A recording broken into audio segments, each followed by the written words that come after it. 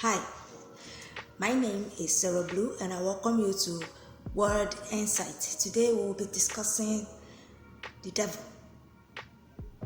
the enemy. I think yes, that's the perfect topic for it.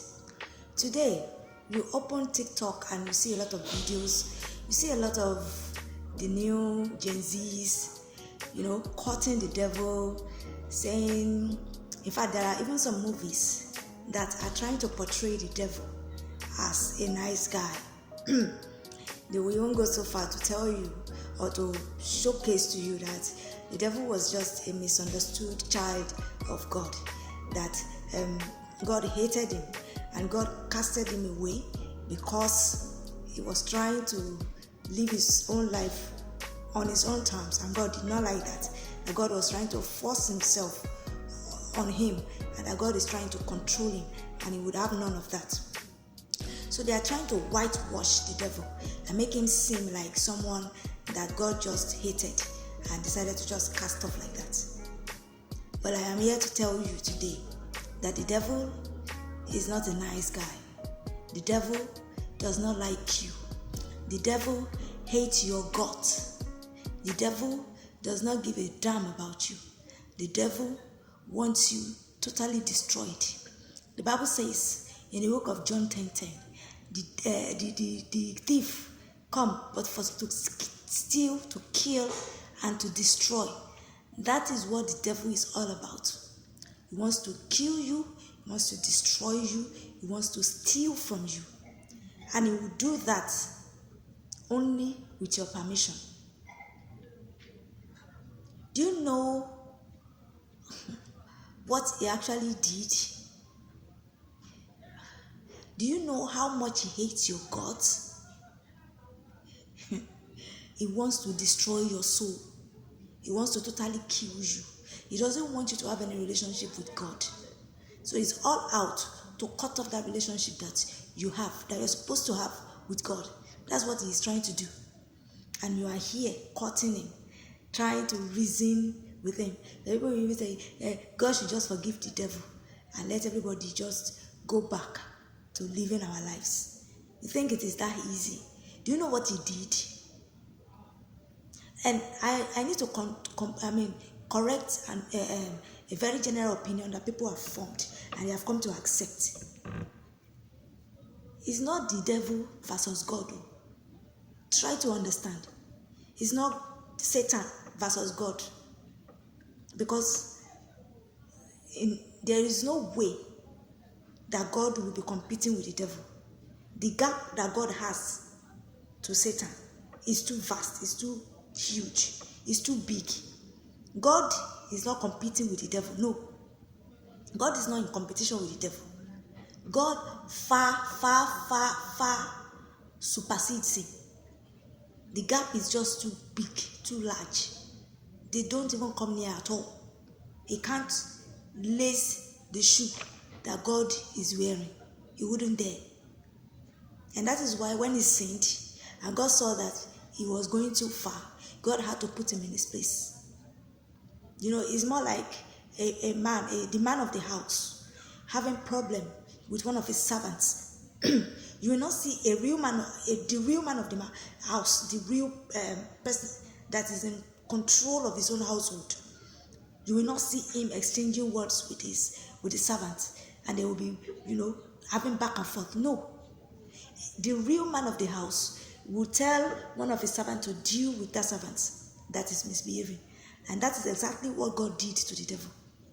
God would not bring himself down to his level by having conversations or exchanging words with him. So he told Michael to go and deal with him. And that's what Michael did, Angel Michael. That's what he did to him.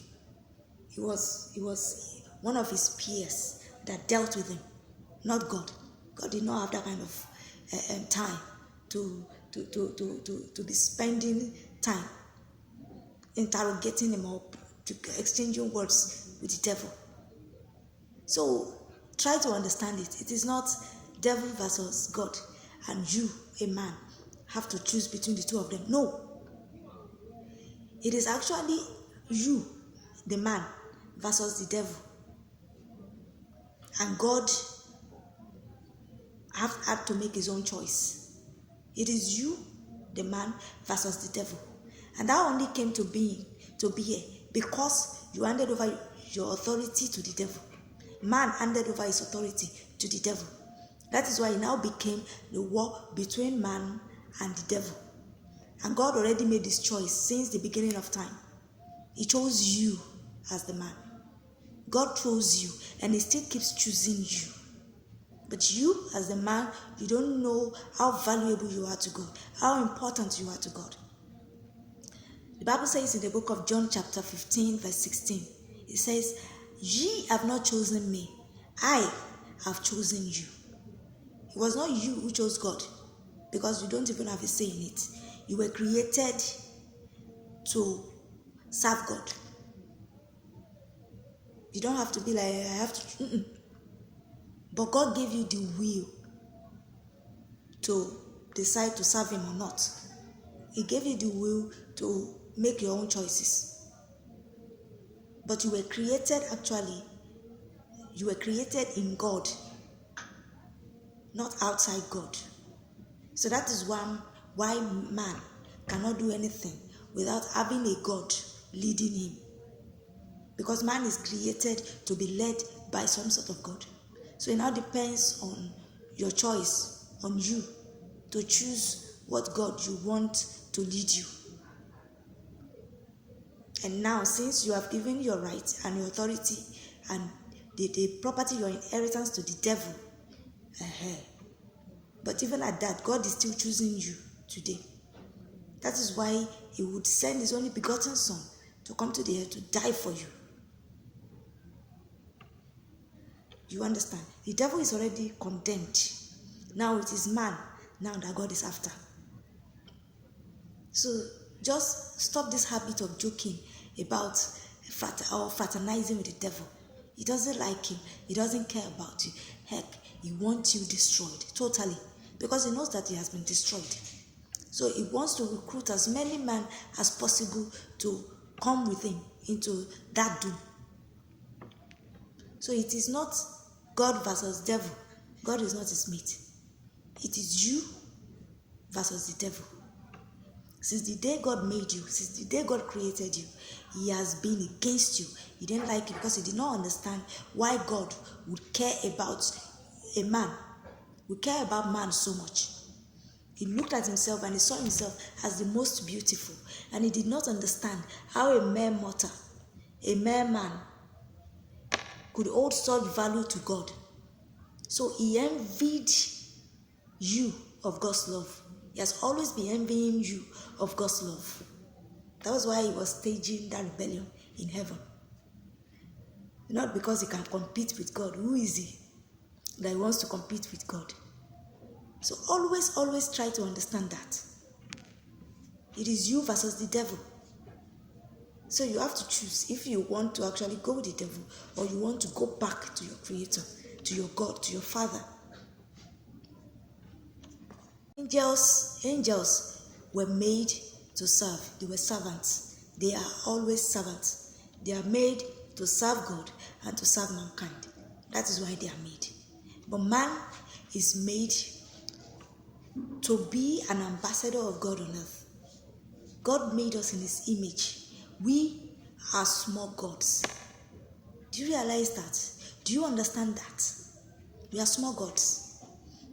The enemy or the devil, no angel can actually walk up to God and say, I want to sit, I want to have a tete-a-tete with God.